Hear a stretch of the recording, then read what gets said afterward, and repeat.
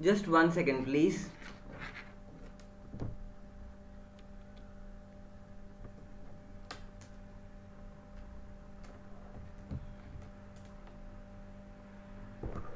Okay, so I welcome all of you to the day 2 of the 2-day online course on understanding the citations and tips to improve the H index. So it's just 8 p.m., so we're just on time.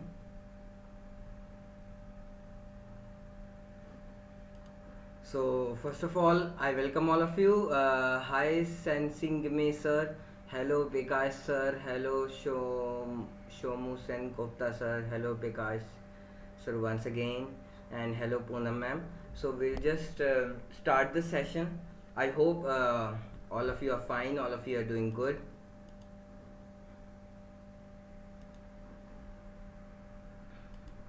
Okay, so just we'll just start it. Let me just turn the slideshow on. I hope everybody can read these slides. The slides would be visible to all of you. So, as a part of the day 2, we are going to talk about some of the important things that are closely related to H index. So, first we'll talk about what is an impact factor, what is a site score, what is an H index, what is an I-10 index, how H index is actually calculated, and I will be sharing some of the tips with all of you to actually improve the H index. So this is all what we are going to talk as a part of the day 2 of this course. The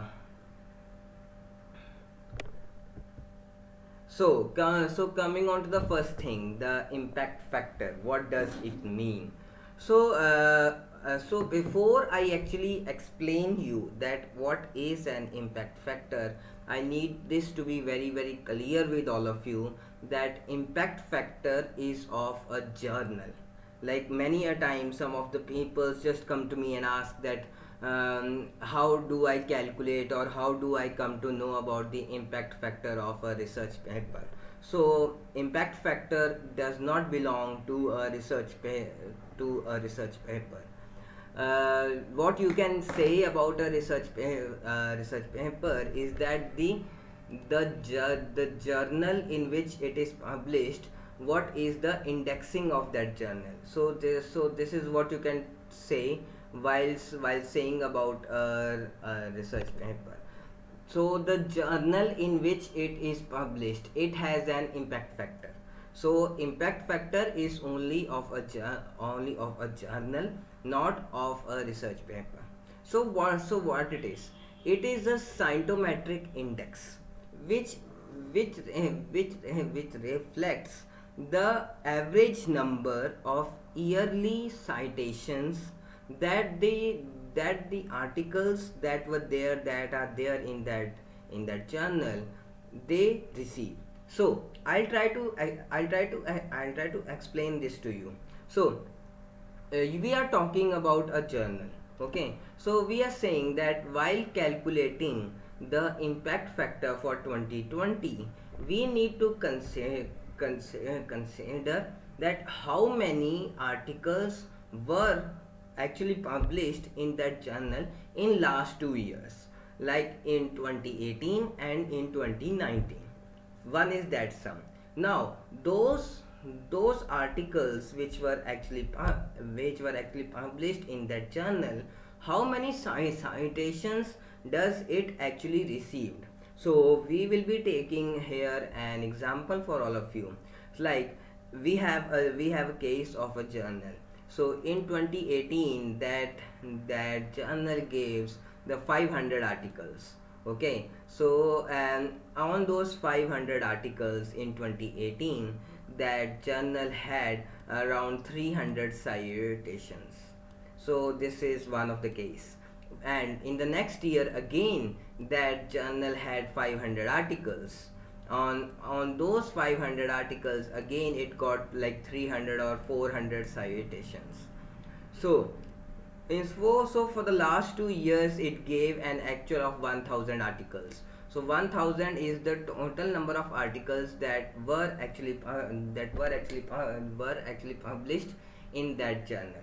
and on that, though on those 1000 articles, the number of citations that that journal got were around 700. Okay, so this comes around to be, so the impact factor for that journal will come out to be zero point 0.7. So this is how the impact factor of a journal is actually calculated. And once again, I would like to clarify this with all of you that impact factor is of a journal, not of a paper. For a paper, what you can specifically say is that this paper that I actually published in that year, it got this number of citations, like 5, 10, 20, or means no, whatever.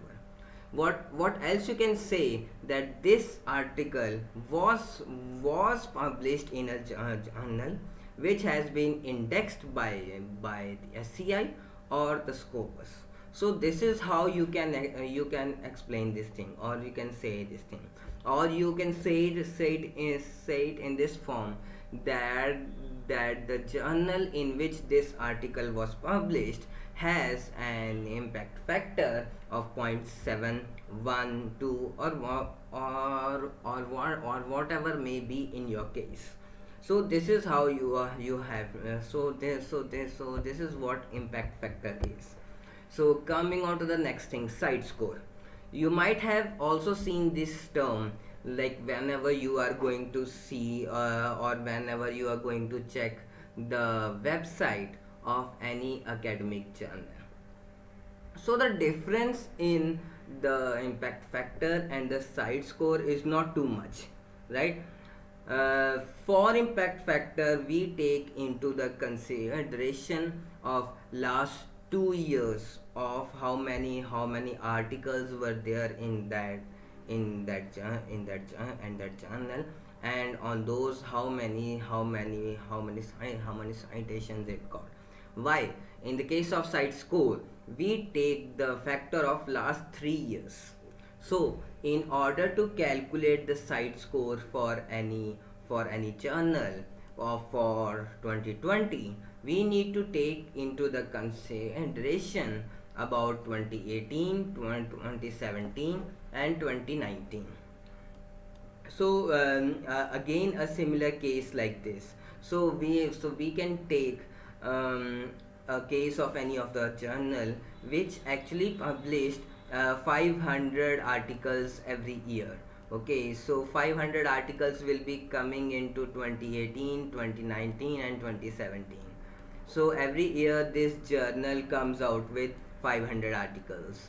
So a total of that will be somewhat around 1500 articles, right?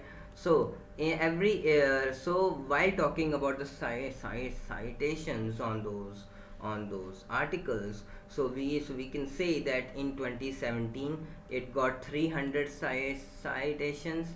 In 2018 it got 200 citations on 500 articles, and for 2019 it got another 300 citations on the 500 articles. So this will bring us around to the 800 from 1500.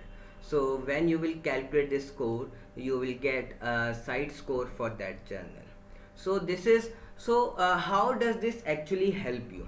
See, any journal which has a higher number of site score, or any journal which has a higher number of impact factor, this will tell you that okay, so many people are coming and actually reading that journal. So this increases the visibility of your article. So more and more people are able to read your article, and if more and more people are able to read your article, so more and more citations will come on your article. Okay, and this will ultimately improve your H index. So As a part of the day 2, we are going to talk about everything that is ultimately going to affect your H index.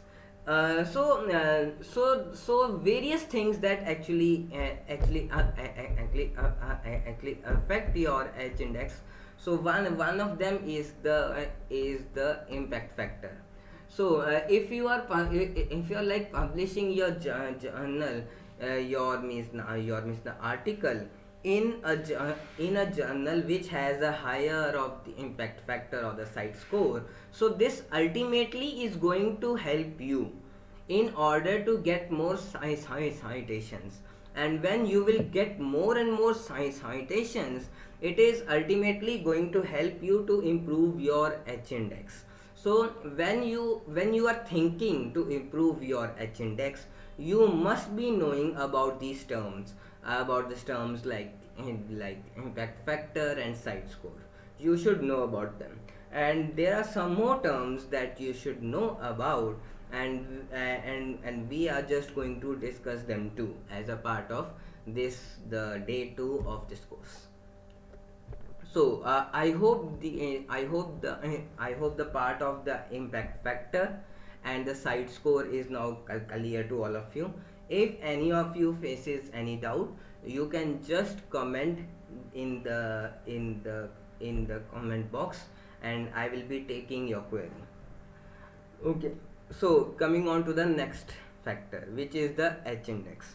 So as I said, that the that the, that the impact factor and site score is of a journal. Fine.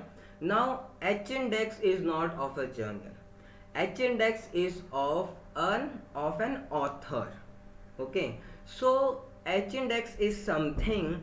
So first of all, the full form of the H index. So H index stands for the Hirsch index, which belongs to the scientist who actually gave this H index. Fine. So it is an author level metric which attempts to measure both the productivity and citation impact of the publications of a scientist or a scholar. So impact factor and site score belong to whom? They belong to a journal. That's fine.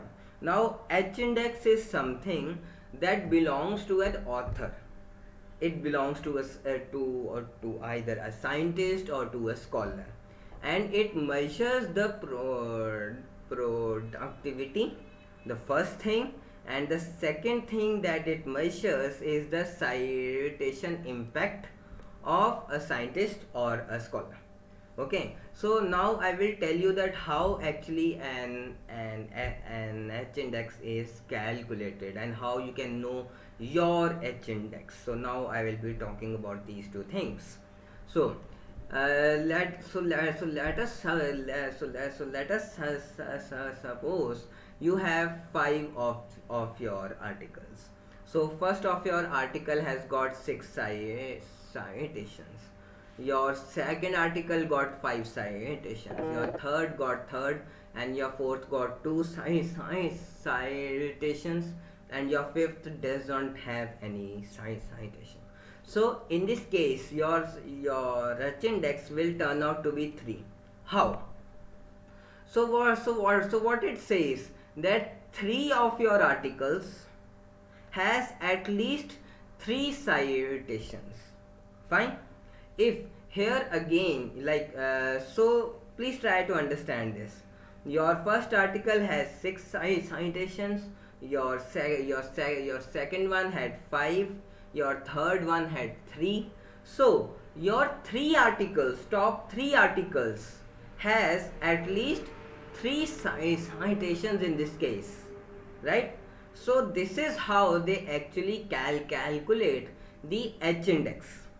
I'll show this thing to you, but in the form of one more example coming in the later slides.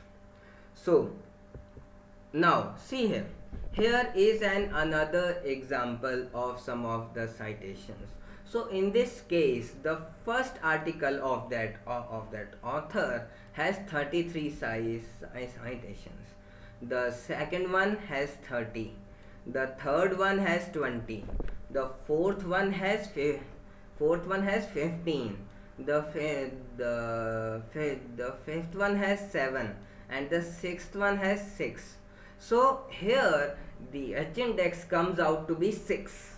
How? See, the 6 articles that have come up by this author has at least 6 citations. So this is how the H index is actually calculated. The 6 articles of this author has at least what, 6 citations, and that is how they calculate the H index. Fine. Now coming on to the next thing, I-10 index. So as we had the H index, so similarly we have an I-10 index, and it is the same case. Even just like the H index, I-10 index also does belong to a specific author, not to a journal. If somebody says that the I-10 index is of a journal, please be sure that that journal may or may not be so good. Okay, so just be that the just like the H index, I-10 index is also of an author. So here right now in front of you I have an example case for all of you. Like any author has these 5 articles. So the first article has 20 citations, the second one has 11, the third one has 6, the fourth one has 4, the fifth one has 3. So the I-10 index is just the number of papers of that author who has more than 10 citations. So in this case, as you can see, the first and the second article has more than 10 citations. So here in this case, the I-10 index would be what? 2. I hope this is also clear to most of you. Now I want some answers from all of you. In this case, as you can see right now here in the front of you, what you think would be the I-10 index for this author? So I would be waiting for your answers in the comment section. So just try it, just think over it, and type your answers in the comment section.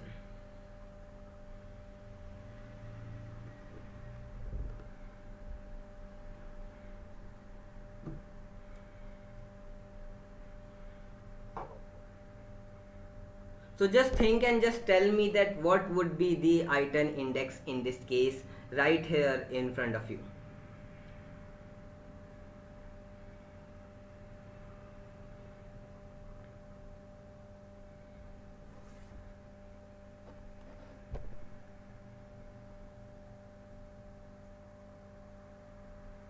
Yes, the I-10 index would be 4. See, here 4 of the articles have more than 10 citations. So in this case, the I-10 index of this author will be 4. So this is how you come to an understanding about the H index and the I-10 index. Fine. So coming on to the next thing, you might have heard something called as the DOI number. So as I said, firstly we talked about a journal. Fine. Journal has an impact factor and a site score. One thing. Now each author has what? It has an H index and an I-10 index. Now your article also has a specific number that is called as the DOI number, which stands for digital object identifier. Now Why do we actually need it for a DUI number? Fine, it has a specific reason for this.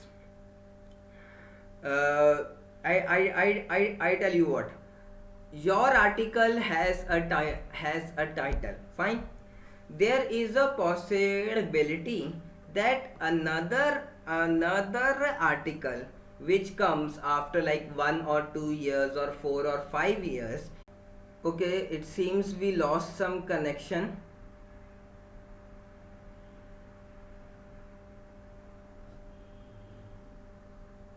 uh,